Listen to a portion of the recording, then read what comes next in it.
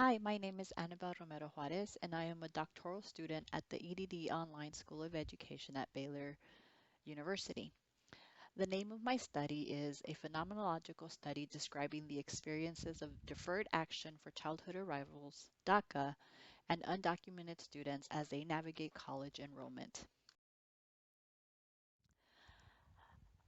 The problem and purpose statement for this study is that there is an issue regarding immigration in our country. Specifically concerning is how the country addresses undocumented youth who came to this country as children with no pathway to a legal status. The urgency behind this issue is twofold. There's a positive economic impact and the moral imperative to find a solution. This phenomenological study gives voice and meaning to undocumented DACA youth through their shared experiences as they continue beyond high school in pursuit of a college education. The rationale for this study based in literature is that there is a reality that 90,000 students graduate from our high schools every year that are undocumented. The body of research on this population continues to grow. However, further exploration of various ethnic groups, comparing males and females, and really looking at country origin and expanding on their experiences is important.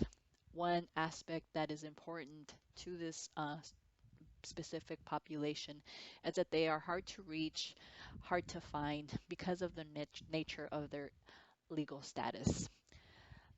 The research also indicates that undocumented youth continue to uh, enroll in our higher ed institutions, but there is no consistency across states with in-state tuition. Congress has yet to legislate a pathway to legal status, and higher ed institutions need to intentionally design supports that support the student population. The research questions guiding this study first is what are the lived experiences of DACA and undocumented students as they navigate getting into higher education given their immigration status? And two, how are the 6 forms of community cultural wealth capital evident as driving forces that motivate DACA and undocumented students to pursue higher education? An additional question asks, what role does a student's immigration story play in their pursuit of higher education? Both populations, both DACA and undocumented, are liminal statuses, which means that while DACA offers some access, that access can be taken away at any point. And so this study looks to seek what those experiences are for those two student populations. Researcher perspective is threefold. It's personal, professional, and world beliefs. The personal connections to this study are associated with my heritage, my ethnic background, and my language. I am Latina, Mexican American, first generation born in this country, and I recognize my privileged status as a U.S. citizen. I was also born and raised in the border town of El Paso, neighboring Ciudad Juarez, Chihuahua, Mexico, and the state of New Mexico. So, very richly diverse area where I had many relationships with undocumented individuals. I've worked in higher ed over 18 years in Washington, Louisiana, and Texas, and my professional connections to this population vary from students, former students, and those that benefit benefited from DACA and ended up working at our higher ed institutions. World beliefs, um, fundamentally, I consider myself a pragmatist. I seek balance and look for the best in all situations. I feel like my worldview is also influenced by transformative frameworks that advocate for human rights, social justice, and equity. And fundamentally, my researcher lens is influenced by an axiological perspective that seeks to make my values known in the study that I am conducting. The framework that is um, that is applied to this study is Yoso's Community Culture of Wealth, and this theoretical framework will help further examine how the six forms of capital are present in the participant's story and educational experiences.